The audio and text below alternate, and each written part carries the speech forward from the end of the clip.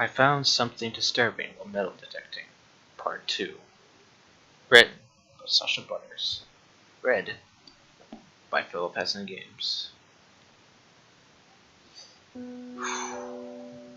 So much has happened in one day, I don't know where to start. I suppose the most logical place would be the night I watched the video. Once I managed to snap myself from my catatonic state, I cried until I felt like I couldn't move, as pathetic as that sounds. I hugged my pillow tight and went back in time, back before my parents fought, back when I had climbed in my mother's lap and she'd hold and rock me and tell me those six words. You'll always be my baby girl. My therapist is the one who gave me the idea. She told me whenever I feel scared or sad, etc., to think of a happy time in my life and to stay in that mindset until I calm down.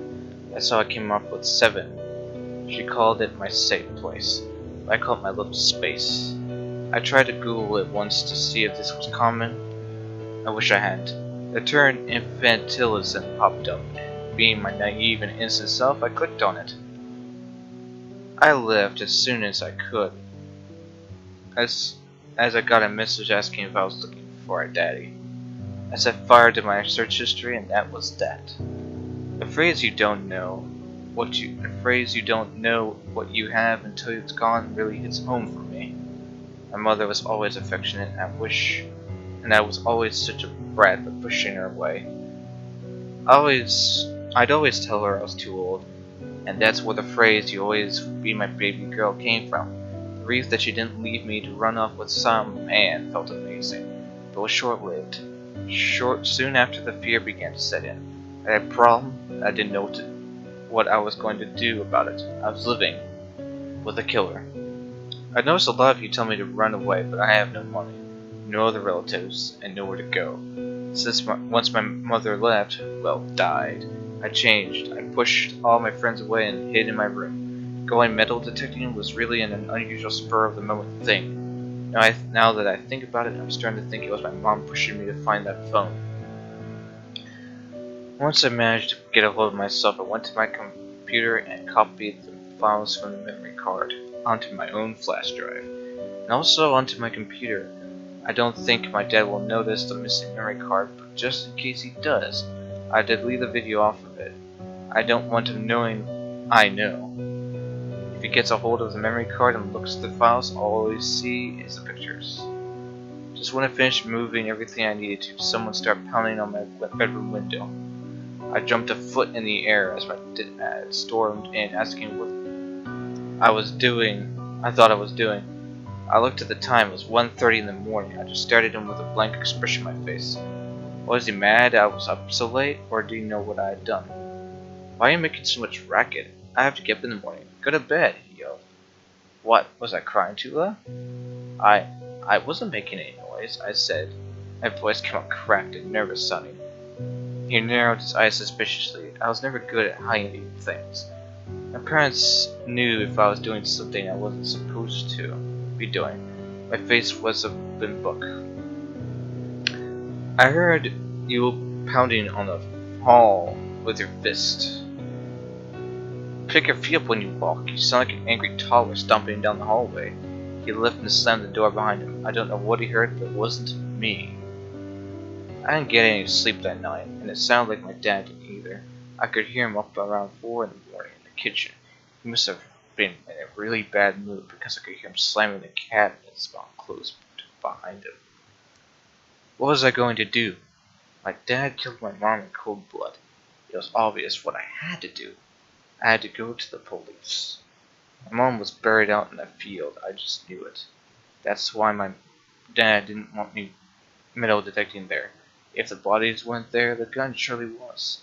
He wasn't afraid I'd find something, and since bodies are metallic...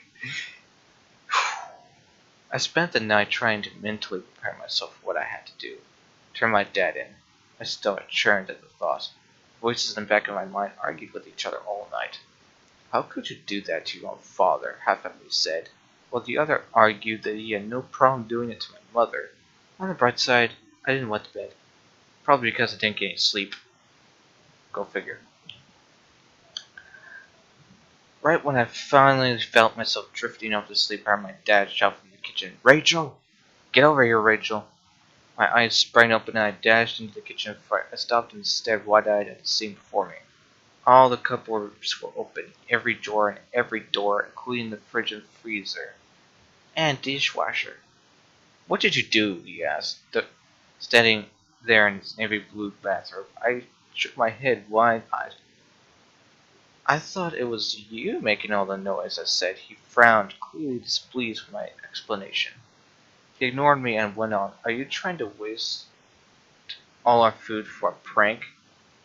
Look at all the meat I have to throw out. And look, the ice cream's melted," he moaned under his breath before saying, "I don't have time for this. This kitchen better be spotless by the time I come home."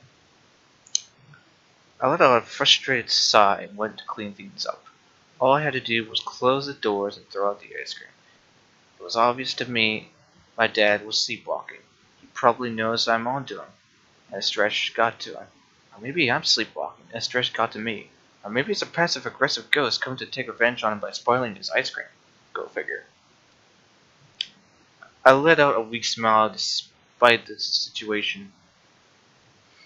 Maybe if I got an Ouija board, I could channel the vengeful spirits and ask them to hide one of every sock in his drawer. Go figure. After a night of thinking it over, I made up my mind to go to the police. Flash drive in hand, I drove over there before the school and tried to think of how I'd explain my situation. Ah, boy. When I got there and stood in front of the lady at the front desk who asked if I needed help, my brain shut down and turned to I stood there with staring at how thoughts tried my best to explain what was going on. Well done. The lady at the front desk made a call before asking me to wait and said someone would be down to speak with me shortly. After 28 minutes, a man by the name of Detective Mario Gonzalez took me back to a back room to talk. I handed over my flash drive and we watched the video together. I explained as best as I could that that was my mother in the video. He seemed pleasant and eager to help. As soon as we went to get our case and come back, he acted differently. It was almost as if he was entirely a different person. "You know, videos can be faked," he said. He began trying to find holes in my story. There were no bodies, and no murder weapon. I can barely make out anything more than a figure off in the distance. Of course, he brought the fact that it was a corn maze. She could have just been pushed through the corn. That's why we believe it was a fake. I tried to explain if they would just look in the field, but he said it was private property. He'd have to get a search warrant. The field just wasn't enough to justify it.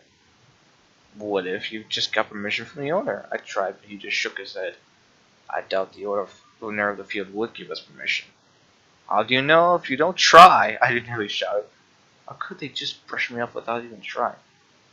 "Because," he said without even flinching, "you're accusing the owner of the field of murder." It hit me like a ton of bricks. The reason the corn maze stopped was because of the change of ownership. I thought that he had managed to convince the city council somehow of stopping the event. I never thought he'd outright buy the field. "Please, help me," I begged. "I'm scared."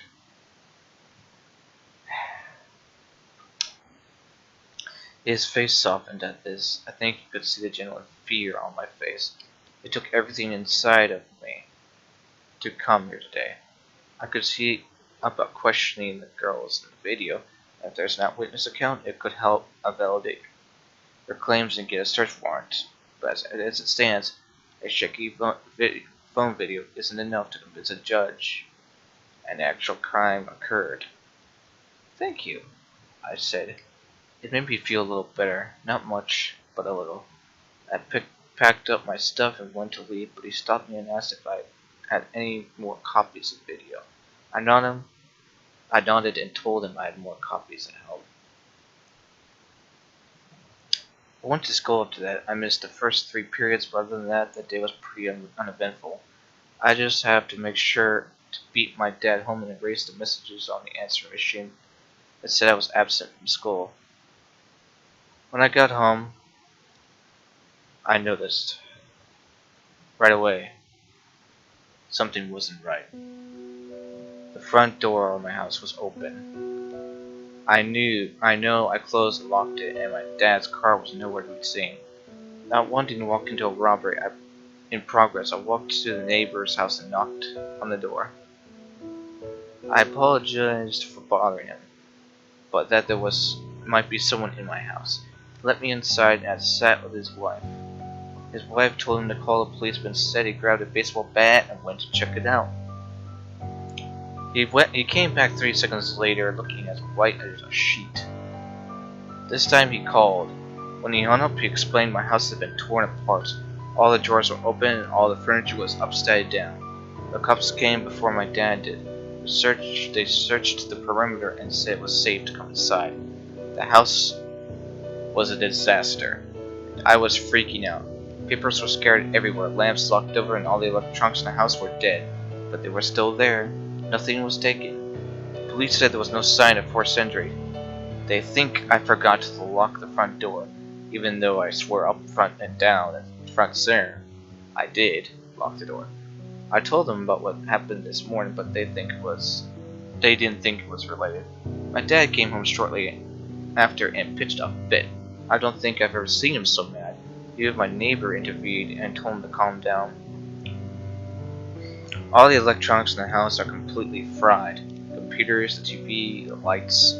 We have a working laptop because we bring them with us. His for work and mine for school. Unfortunately, the router's dead, so no internet at home. It creeps me out being here. So I'm at a McDonald's right now, clearly ignoring their 30-minute signs. It feels violating to know someone was in your house going through all your stuff. The house doesn't feel right anymore. I feel like I'm being watched, but I guess I've been more on edge since. I'm wondering if whoever broke in was looking for something particular, since nothing was taken that we were aware of. I'm still waiting to hear back from the detective. If he doesn't call by tomorrow, I'm going over there. I've left him a few messages, all of which were ignored. Too many weird things have been going on since then. I'll keep you guys up to date if anything else major happens. At least with my desktop fried, I no longer have to worry about my search history.